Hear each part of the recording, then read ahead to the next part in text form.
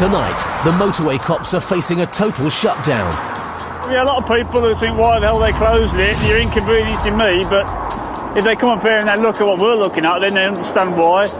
As a lorry fire brings the M6 grinding to a halt.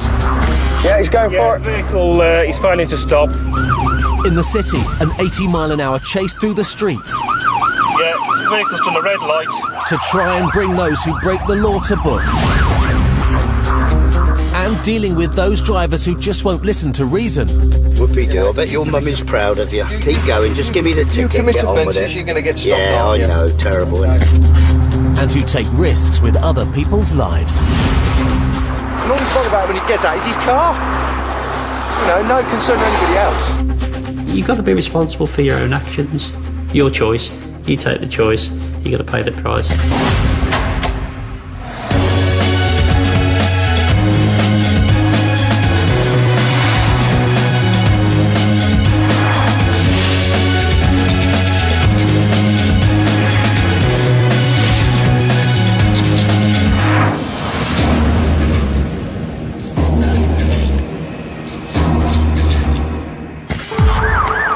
On the M6 near Stafford, PC Paul Finlayson and PC Tracy Cope are on their way to an accident on the busy southbound section. Yeah, we've had reports for 3-vehicle road traffic collision, so we're just making towards it at the moment. We know we've got 1 lorry and 2 cars. Until we get there, though, we're not going to exactly know what we've got. We've got several miles of tailback, and obviously 1 vehicle facing the wrong way at this stage. There was quite a substantial debris field, and it was clear that there'd been a significant impact between 2 vehicles. 1 lane has already been closed to traffic. Hey guys, is everyone okay? Anyone injured? No? Is it just yourselves involved? Yes, just the 2 vehicles. Incredibly, no one's been hurt. Once we'd identified who the 2 drivers were, the Ford Focus and HGV, we've then got a bit of a routine that we go into to identify if there's any immediate causes for that accident. We'll just get the scene cordoned off, make it safe. We'll come back to you and find out exactly what's gone on. The car driver has had a very lucky escape. His car has taken the brunt of the crash, while the lorry has only minor damage. On initially speaking with the HGV driver, he indicated that the Focus had pretty much come to a standstill in lane 1. He's driving 44 tonnes, these things just don't stop on a penny. And confronted with a slowing vehicle that nearly stopped, he had no choice but to hit it. The car driver, however, has a different story about what caused the accident. Do you know how it's happened? I changed from 1 lane to another and so forth, and then it just hit me. Okay. But the cops suspect the crash may have a much simpler explanation. Have you had a drink? I can smell drink on you. Given the fact that we were outside, is unusual in itself. May have had, yeah. Okay. You're okay? You're not injured from the accident, though? Oh, no, no. What I want you to do then, all right, is we're going to do a quick breath test with you. Okay? When was your last alcoholic drink? I'm not sure, maybe about lunchtime or thereabouts. About lunchtime, so several hours ago? A couple of hours, yeah, 2 or 3 hours ago, yeah. Okay, and how much did you have to drink at lunchtime? 1 or 2 units. When someone starts talking to me about the units of alcohol they've consumed, it's not a natural conversation, it's not something you'd usually use. And it starts to give a little bit of a heads up that he might be trying to pull the wool over your eyes. No, forget the units. What actual drinks did you have? Wine? Wine, How many glasses of wine? 1 or 2. 1 or 2? My colleague will hold the machine. Good deep breath, blow until I say stop. Blow, not suck. No, blow, not suck. Let me just point something out. It's a very sensitive machine. It won't be fooled. When someone has been drinking and they think they're now in trouble, they'll try and fool us. They will try and suck, they'll try and blow to the side. They will do everything but blow into that little tube because they don't want us to catch them. It knows what you blow in comes out here. Deep breath. Breathe. Blow, blow, blow, blow, blow, blow, blow, blow, blow, blow, blow, blow, blow. Do you want this from me? Okay, so I'm arresting you for driving, okay, whilst over the prescribed limit of alcohol. Yeah, okay, thanks. you're under arrest for we'll drink check driving. for custody for us. Okay? Going to escort you to my vehicle now. On the handheld, 122. Legal limit's 35. I was very surprised at his high readings. He seemed quite composed. He didn't have the appearance of being drunk. You're going to be taken to a police station where we're going to put you on an evidential breath test machine and find out how much alcohol is in your system. Smelt it as soon as I got to him, and to be able to smell it from somebody a metre away, then somebody's had a fair drink, especially outside.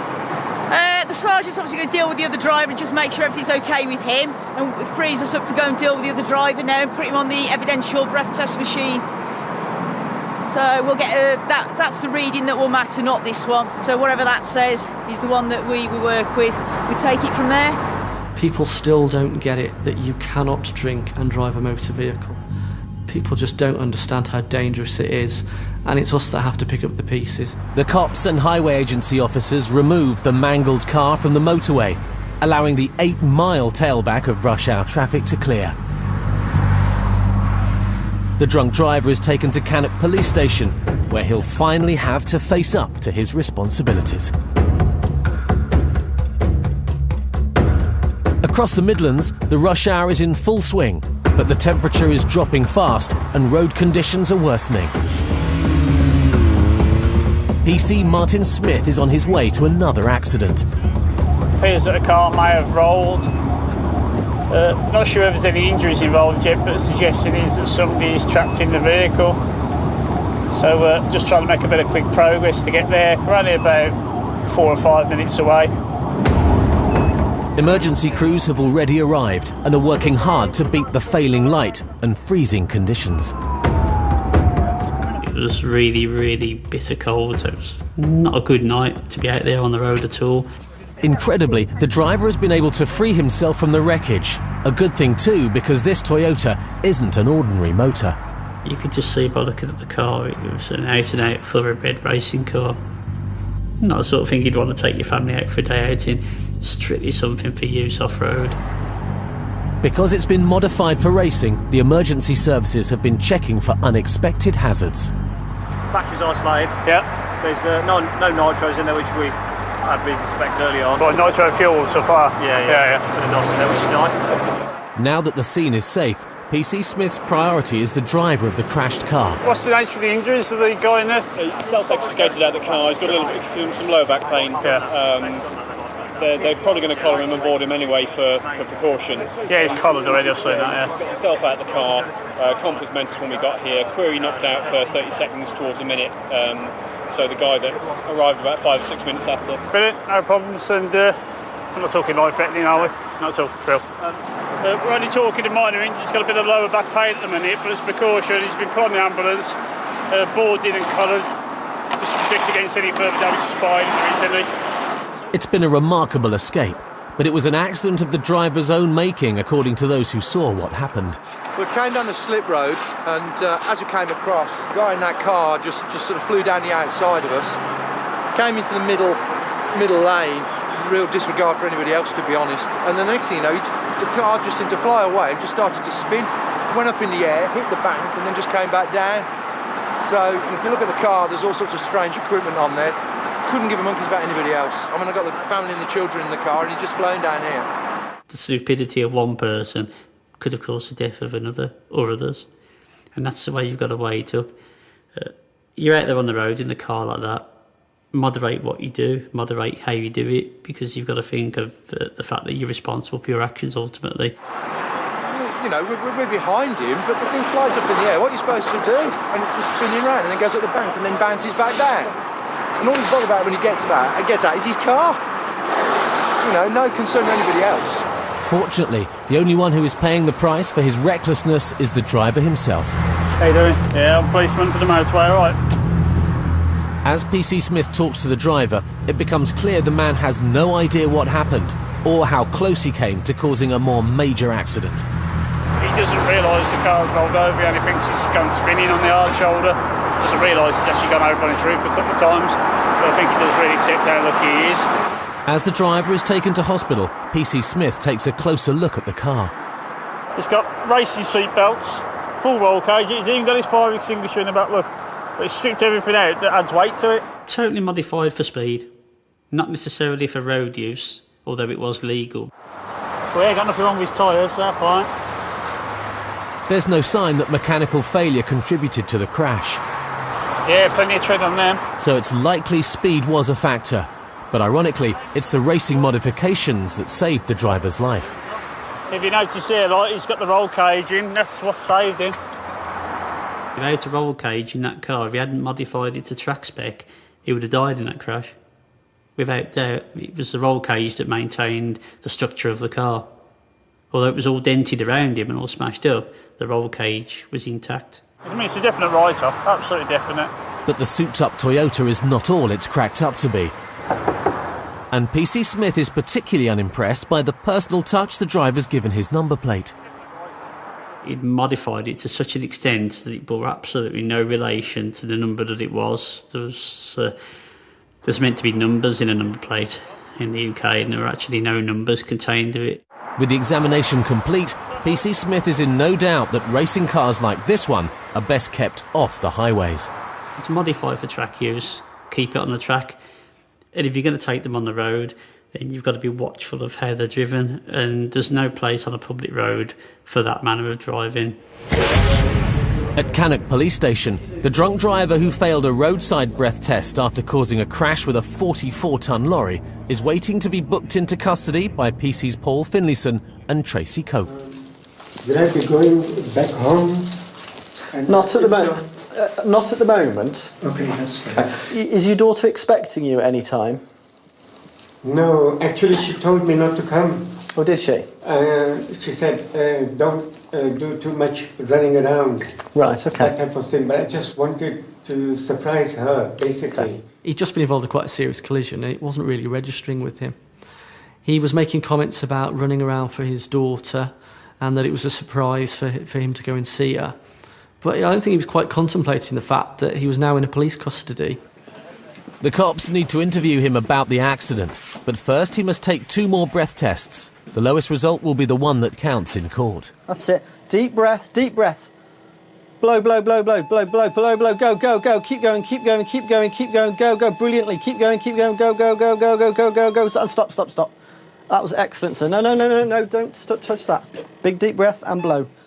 After a good start, the man is back to his old tricks. Keep going, stop, stop, stop, stop, stop, stop, stop, stop, stop. That wasn't at all, sir. You didn't blow at all. The machine told me that. When it comes to people trying to mess us around, we can understand people will have a go, but ultimately they're digging themselves into a much bigger hole. We will find out how much alcohol is in your system. Blow, blow, blow, keep going, go, go, go, keep going, go, go, go, go. Keep on, stop, stop, stop, stop, stop. That's great. And just step away from the machine. Okay, sir. Your lowest proportion that you blew was 103. Okay? The legal limit, sir, is 35. Okay? You are above the legal limit to drive. Okay? You are around 3 times the legal limit to drive a motor vehicle on a road. You will have to stay at the police station until the alcohol level has reduced somewhat in your body. Okay? Do you understand everything that's going on? Absolutely. Yeah, okay. Just into this one.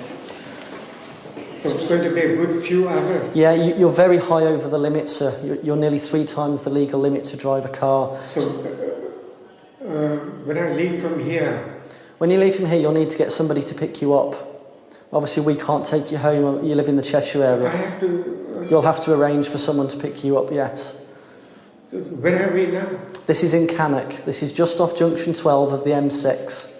Despite PC Finlayson's explanation, the driver is still struggling to grasp the fact that he'll be spending most of the night in the cells. I can't even go by train or something from here. The problem is the trains probably won't be running at that time of night. No, I mean now. No, sir, you can't go anywhere now. You have to stay here because you are classed as being too much alcohol is in your system for us to interview you. I won't be driving. It doesn't matter, sir. We can't charge you when the alcohol level is so high in your system. I'm afraid you can't go anywhere for a good while yet. I don't know how I'm going to get back home. But the man's pick-up arrangements are the last thing on PC Finlayson's mind. He could have very easily have caused a fatal collision on the M6 motorway that day. At the very least, he caused widespread hassle and problems for a lot of motorists. Yet he just wanted to go home. As day breaks, drink drivers are less of a problem for the motorway cops, but they're still on the lookout for other motorists who disregard the law. Just outside Oldbury, in the West Midlands, PC Adam Toll is keeping an eye on the morning traffic. We'll have him. He's on the mobile phone. The use of handheld mobile phones while driving has been banned since 2003, but hundreds of thousands of drivers continue to flout the law. Pull into this lay-by for me, please, sir. Thank you. After you. It's amazing how many people you stop and the wide variety of excuses or the reasons behind why they're using the phone. The only real answer is that you shouldn't be using your phone, full stop. Do you want to step out your vehicle, sir? As soon as it's moving or the handbrake's off and you're in gear, you're in control of that vehicle, and that is a big no-no. I think you know why I'm stopping you. Yeah, the look of, as you put the phone down, says it all, doesn't it, really? Well, no, it just rang and I just answered it and told him I was going to ring him back. Yeah. I was in the process of trying to program it into the car. I've just picked the car up. Right. Is it a manual or automatic? It's an auto, mate. Auto, yeah. OK. Come and grab yourself a seat. I am a professional driver. So. Okie dokie. Thank you.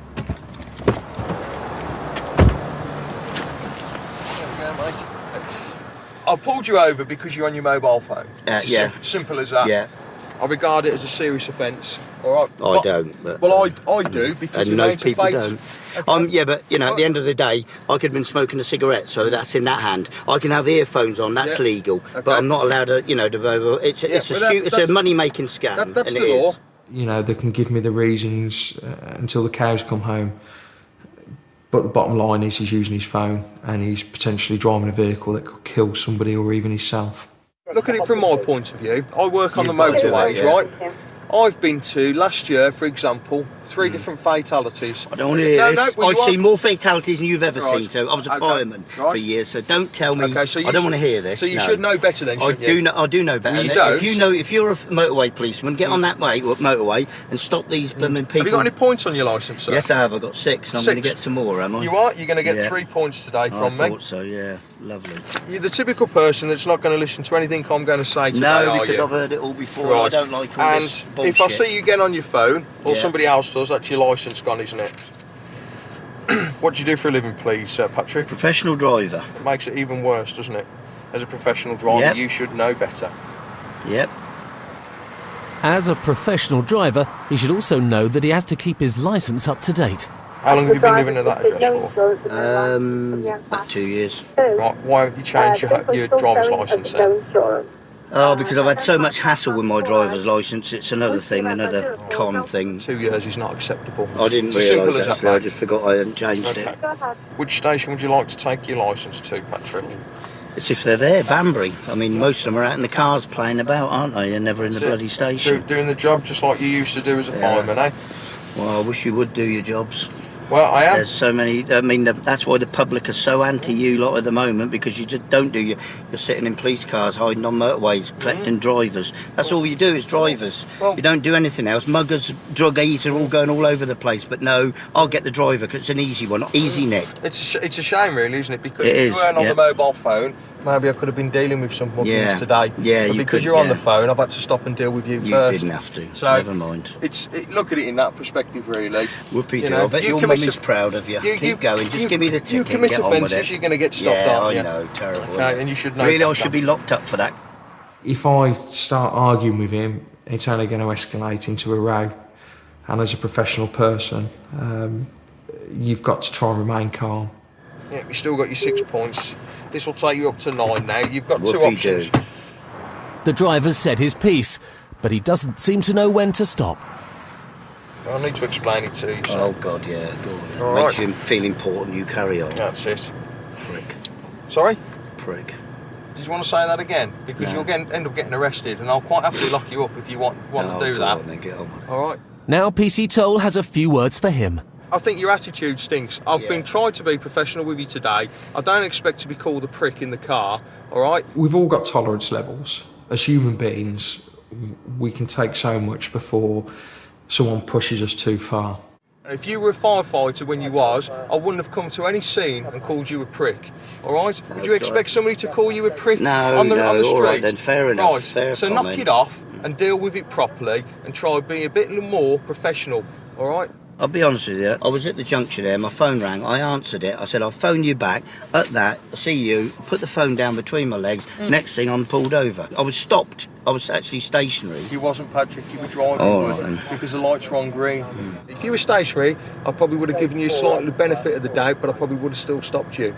Okay, have you got anything you want to say to me before you go? Or have you got anything, get any questions? No, what's the point? All right, okay. The motorway cops don't expect thanks for stopping people using the phone, but a little bit of common courtesy would be nice. Safe journey. No point getting worked up with these people. Let them have the rant and rave. If you're not round back at them, then they've got no fuel to the fire, have they? So he's the one that's going away with points or a court appearance. People using mobile phones, are not concentrating on the road, and the ultimate price is either killing themselves or killing somebody else. 45 miles away on the M6, PC's Paul Finlayson and Vincent Smith are on patrol.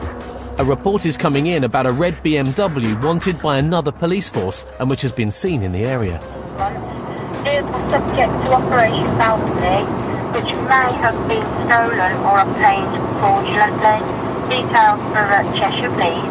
The BMW then It's a performance vehicle, and we needed to get into the area to intercept it.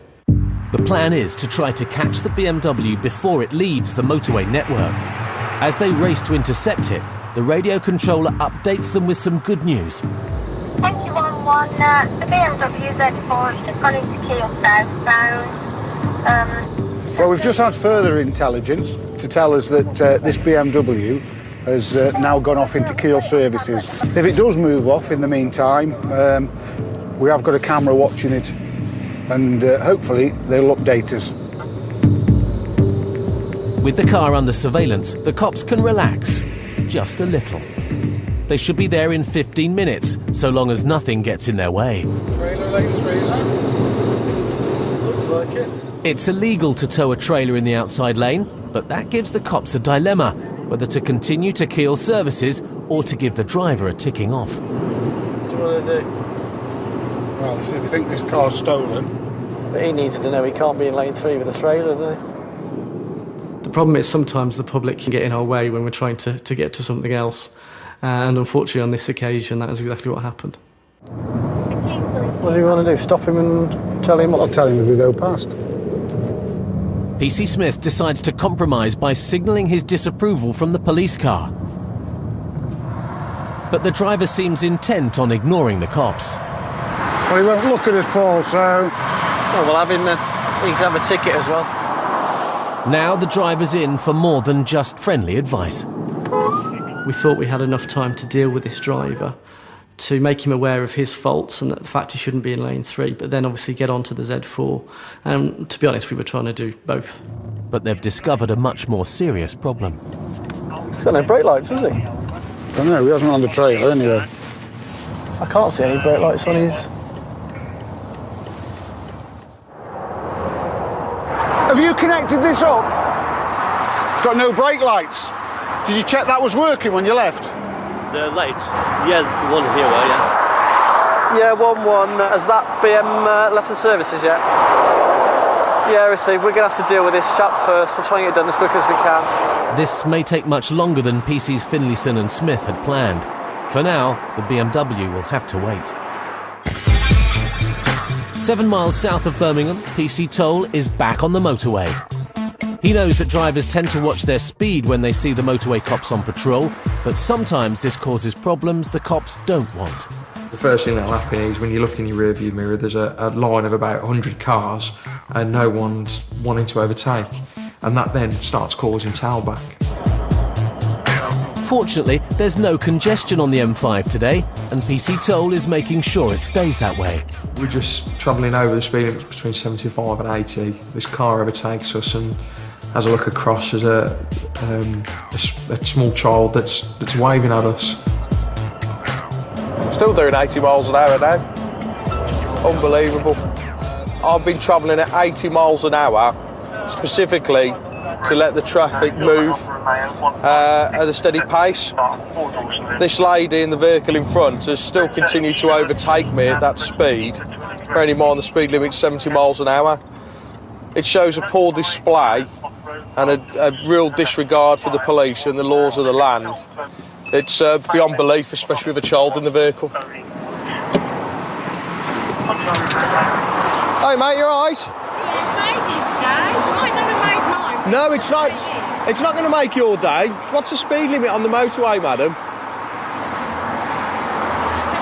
Right, so why are you insisting on overtaking me when I'm doing 80 miles an hour, okay, and continue to still travel at that speed when you've overtaken me as well? I appreciate you want to get your little lad to see me, and I think it's lovely, but the speeds are there for a reason, and his safety's paramount. I'm sure you'd agree with that. Maybe some people think I'm a bit of a stickler, but it just doesn't show a good example for the hundreds of motorists that are behind that are sticking to the speed limits. I'm not going to deal with by means of a fixed penalty ticket today, but I'm going to give you a caution for it, okay? You've given me an explanation. Your driving wasn't dangerous to a point, but I want you to learn from it, really. Just stick to the speed limit. Have you got your driver's licence with you? Just be careful getting yourselves out, okay? All right, you stay with me. I'm just going to get him to come and sit in the car. I need to write a ticket out with the mom, and it's a good excuse for the lad to come and see the car, as that's the reason she's overtaken me, because she wanted the son to wave at the policeman. Do you want to come this way, matey? And just have a seat in the rear for us. I'll only keep you 2 minutes and I'll get you on the road. PC Toll may be a stickler, but the woman is lucky to be let off with just a caution. Love, you can just shut the door for me. We're just going to do a check on your driver's licence status. It's what I do with everybody we stop for it, OK? Mike Alpha Oscar Tango 33 for a person PNC. Hash your old check, please. A driving licence check is standard procedure because it can throw up all sorts of hidden problems. Have you updated your licence at all? Your change of address? Why not? I've never even thought about it. What's happened is that you've probably gone through some speed cameras or things like that in that period from where you've lived at Woodham close to where you are now, and because either you've been disqualified, yeah? I was 30. Right. It's my birthday. Right. That'll be the reason why then. Did you apply for your licence back? Yeah. Right. Did you get that in the post from the DVLA? Oh, sure. Yeah, I would have. No. You all remember you've got it in... Honestly, 14 years ago. Right, OK. Well, there's a good chance that you probably haven't applied for your licence back and got it back because they've expired your licence, which means that you're not allowed to drive. If it's in the 12-month period from the date that have expired it, because I may have only expired it last week, which gives you 12 months to apply for it back with the DVLA. If it's over 12 months, I have got no choice but to seize your vehicle from you. And you're going to end up going to court or having points on your licence that you've got already. That's worst case scenario. Let's hang on with that for the moment, OK? That's worst case scenario. I'd sooner give you the worst case than make it smell of roses and then hit you with a bomb. Do you know what I mean? So that's what you could be expecting. Just bear with me 2 ticks. Go ahead, Eva. PC Toll needs to get to the bottom of the expired licence, and the woman faces an anxious wait. Over on the M6, PC's Finlayson and Smith are back on the trail of the suspected stolen BMW. It's been an hour since the control room first reported that the BMW had stopped, but the cops' timing has been perfect. Yeah, is the BM travelling or is it still at Kiel? Negative, it's still at Kiel. The high-performance car is under the watchful eye of CCTV operators. It was a Z4, wasn't it? Z4, yeah, convertible red. Go ahead. Sure enough, as we're entering onto the services, the CCTV informs us that an occupant from the vehicle is actually returning to it, which is great. That's exactly what we want, hopefully being able to get an offender and get the vehicle stopped before it gets mobile again. As the driver returns to his car, he's met by PC Smith. Where are you travelling to? London. Can I just grab some more details about what's on this marker?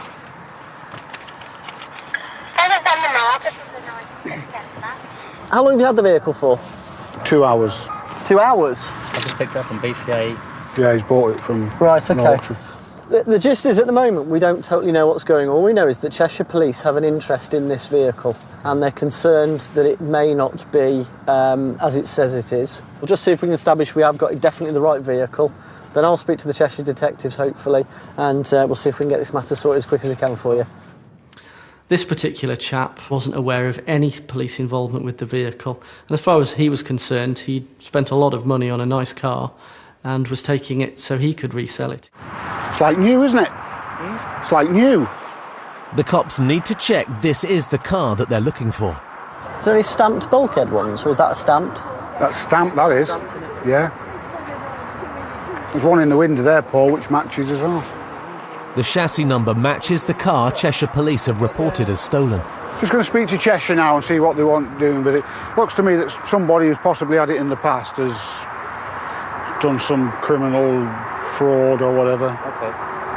PC Finlayson is hoping to get more information from the neighbouring force. We've got a vehicle stopped on Keel Services at the moment. This guy's just bought this 2 hours ago from the auctions. How much did he pay for it? 15 grand or thereabouts. That's the one, yep. Oh, right, OK. You're not going to be chuffed. No, right. You're joking? From Paul's reaction, it's not looking very good. So we might be taking it with us. And he might be getting the bus home. PC Finlayson has discovered the car is part of a huge illegal operation. Hello, sir. Right, I'm afraid I've got some bad news. OK, we are going to have to seize this vehicle. Yeah, I appreciate it might come as a bit of a shock. The reason being is this is part of a complicated fraud involving a large number of high-performance vehicles. According to Cheshire Police, the man's BMW is one of more than 80 cars implicated in the complex crime. When you're looking at 80-plus performance cars, you're looking at hundreds of thousands of pounds worth of vehicles. I mean, this could quite easily add up to millions of pounds worth of vehicles over a very short time. And what I suggest you do is you get in contact with the auction house, because obviously they will have a procedure for this, and you may be able to claim money back against them. I want to get them before they close. You can do. All I say is, whatever they say, we will have to be still taking the vehicle. That's not going to change today. I just want them to know. I mean, if yes. I need to, can you talk to them to tell? Yes. Some sort of verification that I'm getting stranded at them? Yeah, that's not a problem at all. Could I have recovery, please, to Keel Services so far? As they wait for the tow truck, opinions are divided about the £15,000 motor. Nice car. I don't like them. It suits me. Something sporty, sleek. Very similar to my demeanour. It's horrible. There's no tow bar on it. That's because you like estate cars, whereas myself, young, dynamic, stylish, you like trucks and... I'm a man that drives a micro. You like trucks and estate cars and things that carry stuff. Me, high performance... I'm good at tasting cars. Stylish, what I was born for. Well, I think the gentleman's having a bad day. But I'm sure it'll all work out fine for him in the end. No, I've been a motor trader for sort of 15 years now, and I've never had such an incident ever before. It's the first time I've ever known anything like it. Picked it up today, drove it about 60 miles down the M6 and stopped by the police, and looks like it's going away, and I'm not going to see it again anytime soon. Appreciate your time. Yeah, I apologise under the circumstances, but to be frank, it was going to happen at some point. You wouldn't have made it down to London. Personally, I'm gutted for the chap. That could have been any one of us. You've gone along to a legitimate company, you've bought a vehicle, the relevant checks have been done as far as you're concerned. To drive away and then get 2 traffic officers come up and say, actually, I'm taking it from you, and to leave you with a slip of receipt to say the police have got it, I'd be pretty gutted. Bye-bye.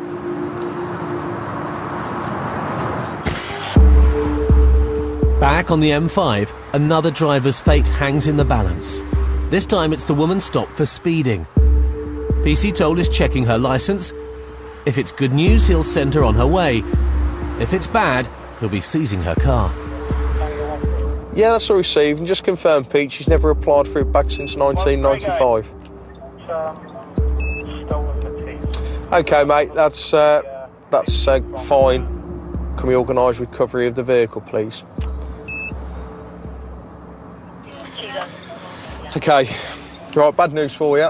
You obviously, when you had your disco, your disqualification, you haven't applied for your licence back then because you surrendered it. It's all on the DVLA database that you surrendered your licence back in 1995. Because you haven't applied for it back, you've been driving without a licence for almost 14 years. I thought it'd just come back to me after 12 No, months. you have to apply for your licence back. It is Okay. a true, Yeah. genuine accident. I completely appreciate what you're saying. I think you've done quite well for 14 years. Pretty well. With no licence, the woman won't be driving anywhere, which means she won't be visiting her mum today. Hello, Mum, you all right? I'm in the back of a police car at the moment. Well, they're taking the car.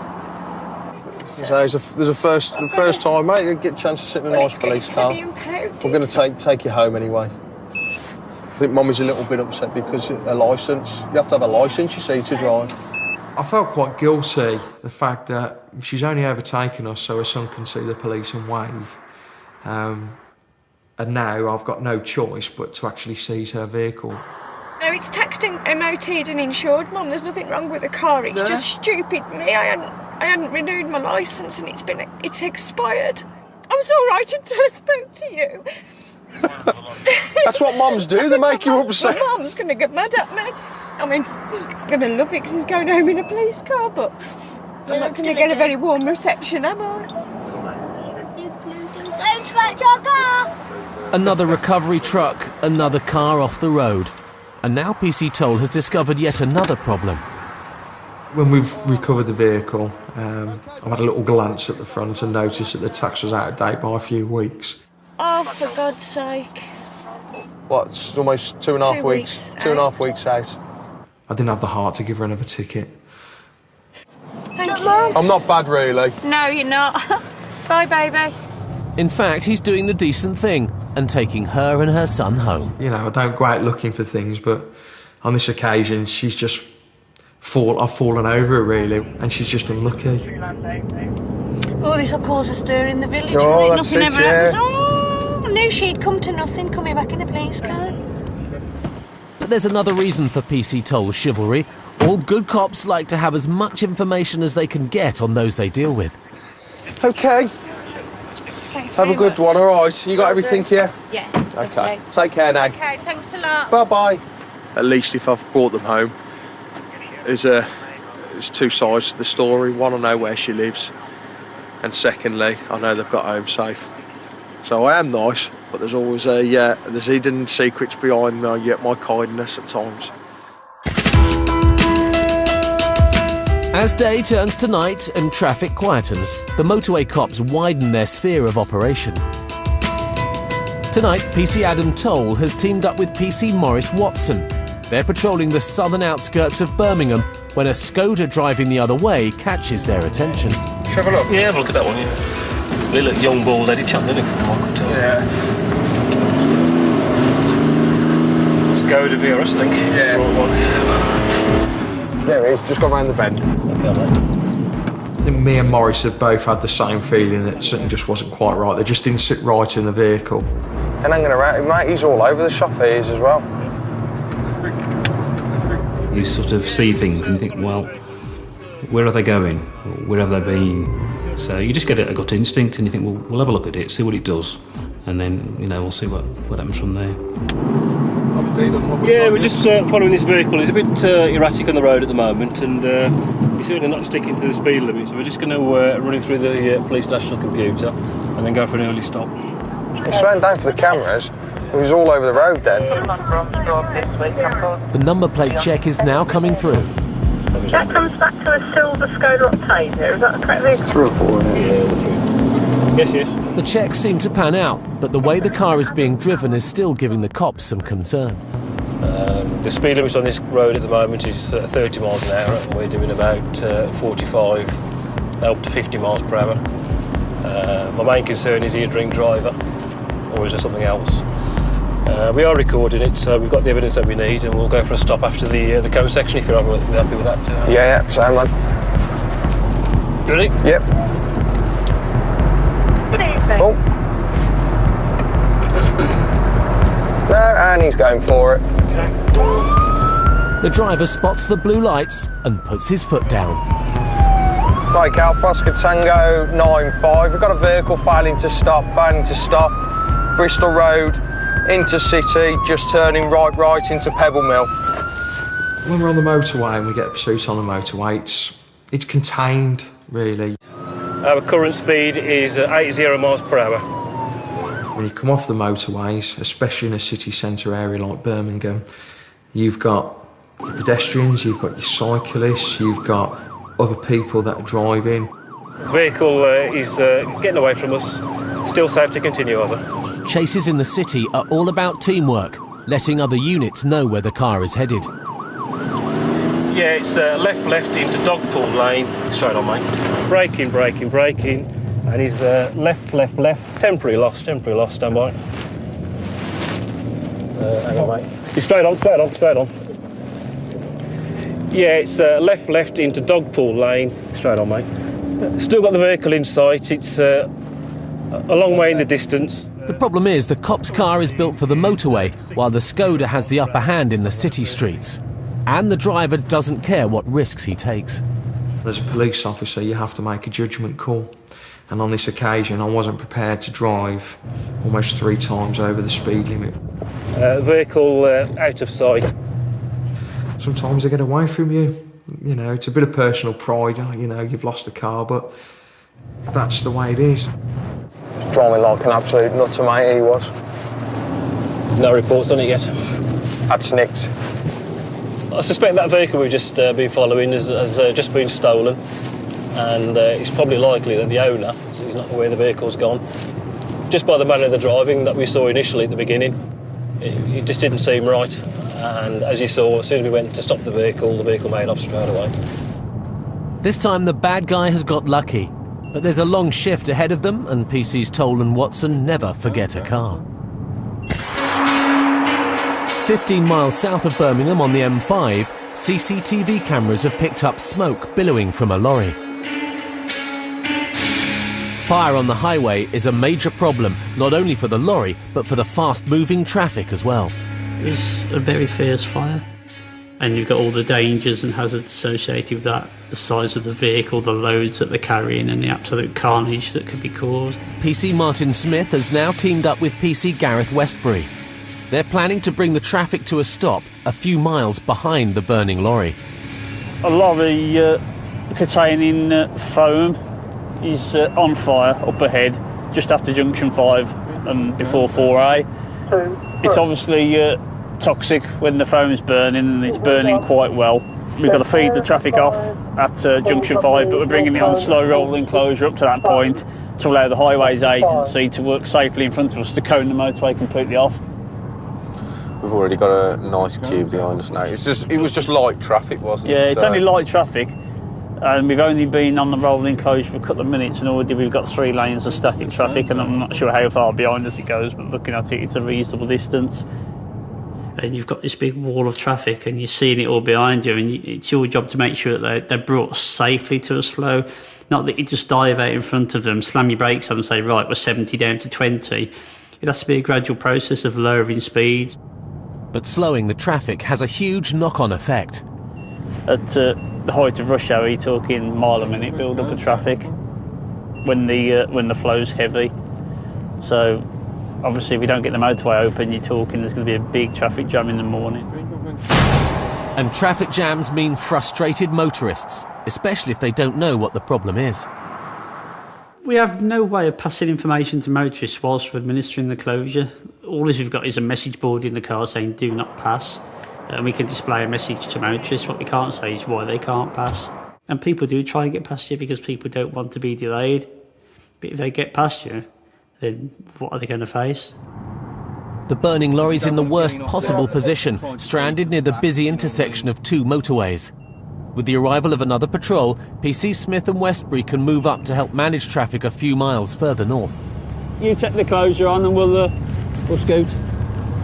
See you later.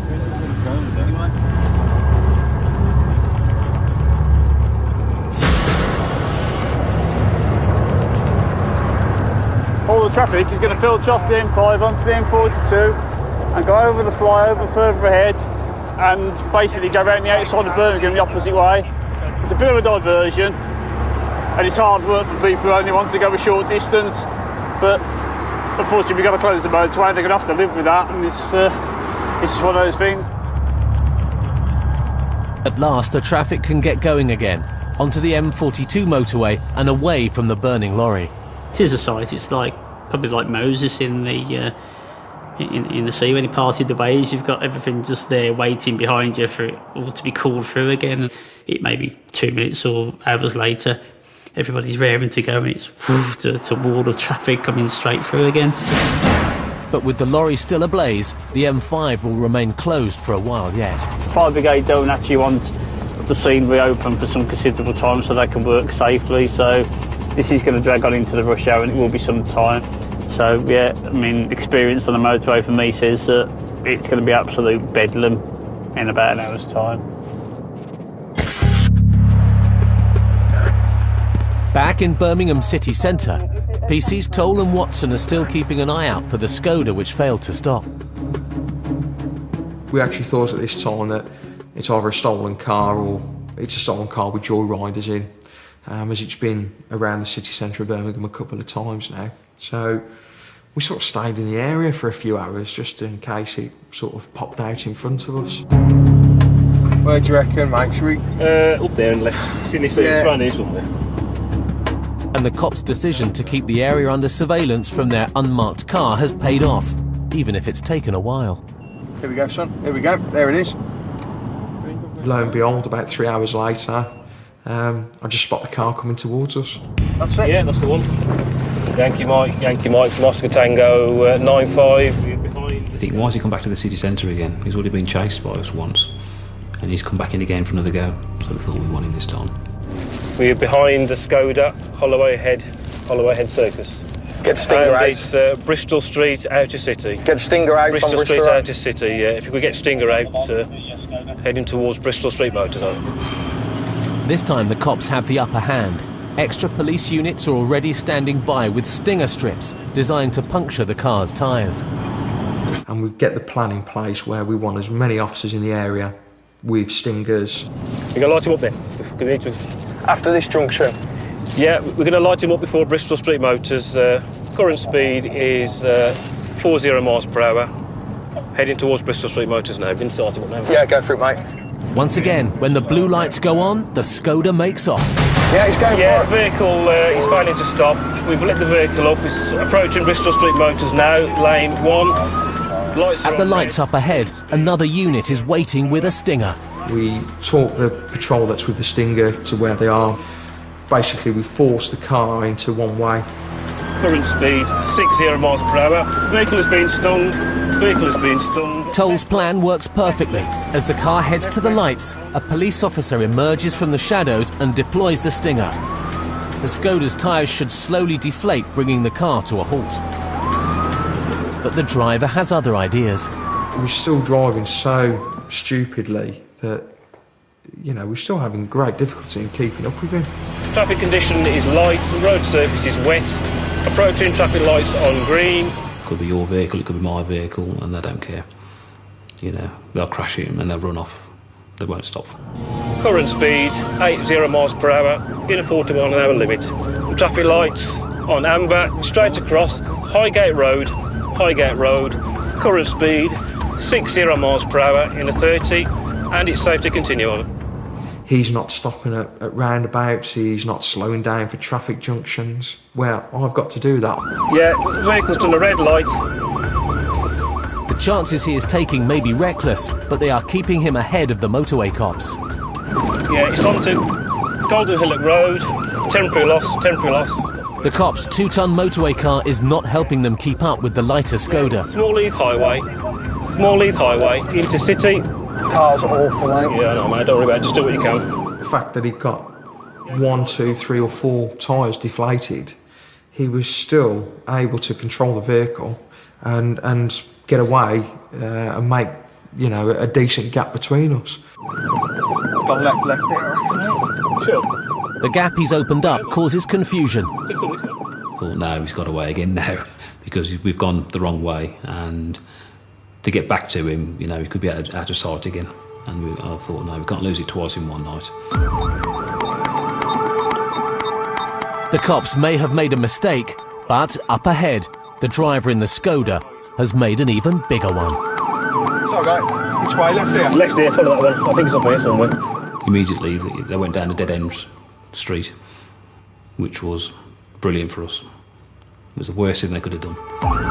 As the Skoda heads into the dead end, other units arrive to help with the arrest. 9-5 AA by yesterday. By that time, there was a dog unit behind them, at least another 2 patrols and us, and he got nowhere to go. There are half a dozen cops eager to arrest the 2 men in the car, but PC Toll makes sure he gets his hands on one of them. You're under arrest. Dangerous driving, failing to stop and suspicion of theft of motor vehicle. You don't have to say anything in my arm. Your defence do not mention when questioned since you later on in court. Anything you do say may be given evidence. All right? The other man, the driver, tried to make a break for it over a fence. Luckily, PC Watson and some colleagues have it covered.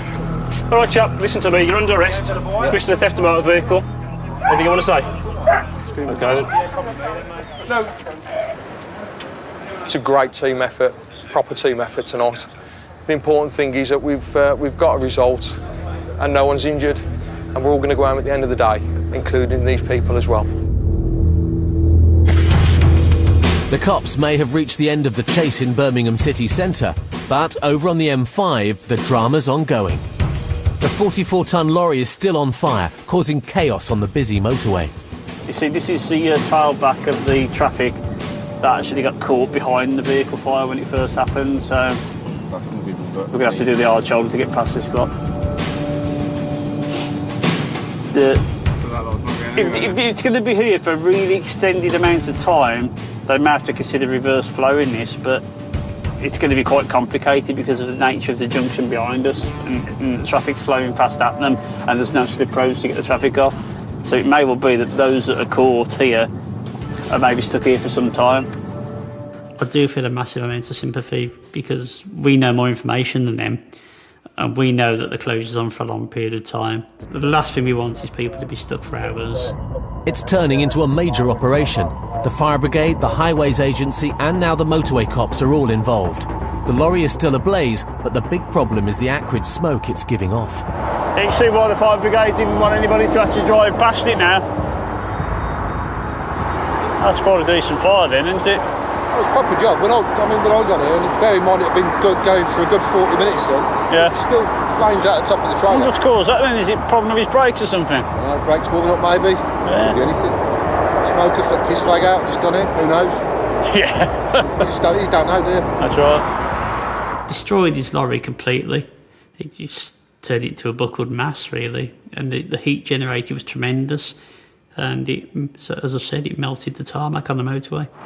The highways agency hoped to temporarily open a single lane to allow the stranded traffic to pass. What we're planning, as soon as they've knocked it down a bit more, yeah, and there's a bit less smoke, we can get all this traffic cleared through, and at least then we can worry about recovery and that. Keep coming back to this situation where each time they clear it, it's burning underneath again. But until all that smoke's cleared, we can't safely bring the traffic through here. It won't be safe for them.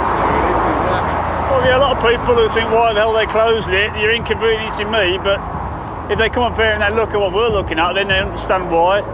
And they say these guys can work away now and get it knocked down, get the fire out, and get the motor open as quick as possible.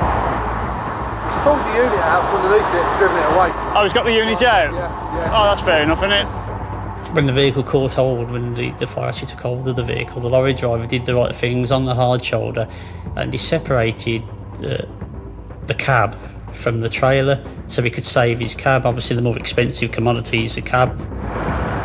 With the fire still raging, like the backed up traffic, the lorry driver's going nowhere, and he has no idea what caused the fire.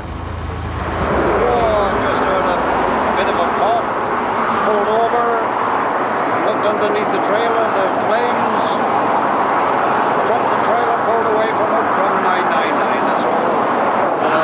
The firemen are doing a good job anyway. Even with his lorry in flames, his thoughts are with the motorists he's inconvenienced. That's what upsetting the motorists, especially this time of day when people go to work. Cheers for that then. You're all right, no injuries, no smoke inhalation. Fantastic, thank you. By 5 a.m, the fire is almost contained, but its after effects will last far longer. It's a massive impact on the traffic because I can recall thinking this is going to cause chaos at rush hour, and it absolutely did. The tailback stretched from mile after mile. I think the traffic chaos carried on till dinner time, at least dinner time, because large sections of that motorway remain shut for resurfacing. Back in Birmingham city centre, the two men arrested by PC's Toll and Watson after twice making off from the cops are being brought to Steelhouse Lane police station. The driver's facing several serious charges. He's been arrested, Sergeant, on suspicion of theft of motor vehicle, and he's also been arrested on suspicion of driving whilst over the prescribed limit for alcohol. 2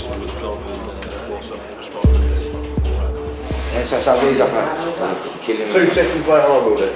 For what offence? Suspicion of theft of motor vehicle. But the passenger has some surprising news for the cops. It's my car. Listen carefully to me. If you do P&C, which you've already done, you'll see that it's my car. Well, so where's the theft? Oh, listen to Sergeant, mate. Sorry, Sergeant, I'm very confused. Okay, what's going to happen? We need to investigate what's going on and why, right? The officer, give me certain circumstances which are, in my view, satisfactory to lead to arrest at the moment, because we don't know who you are. I've never spoken to you before. Well, I'll prove it right now. That's me. That's my car. The inquiries have to go into what's happened with the car and why it was driven the way it has, right? You've been arrested on suspicion. I understand that. Let's get it right then. Let's say it was driving or whatever. We're talking theft of a motor vehicle. It's my car. That's me. We're talking cocky pop. I was shocked because I think every police officer that was involved in that incident was convinced that that vehicle was stolen. It turns out that the front seat passenger was actually the owner of the car. Not what I expected. You weren't driving the car, your colleague was, right? There's obviously a reason why things have happened as they have. The officers need to investigate. Does that matter? That's why you've been arrested. And when you interview, that's your opportunity to explain your version of events. Explain my own car. To explain what's going on. Okay, yeah, I'm with you. I'm with you now. Okay, you understand that? Yeah, I'm here for sneaking my own car. Good stuff. If it was your car and your friend was driving it dangerously and being pursued by the police, most reasonable, complimentous, decent folk would stop and say, "What are you doing? It's my car." This job never ceases to amaze me. After 14 years, it still amazes me what people are doing. No further action was taken against the owner of the Skoda. The driver pleaded guilty to dangerous driving. He was ordered to do 100 hours unpaid work and given a 6-month suspended sentence.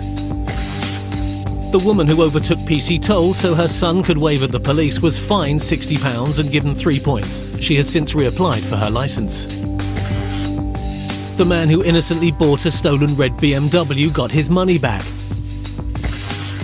The professional driver that PC Toll caught on his mobile phone was fined £60 and given 3 points on his licence.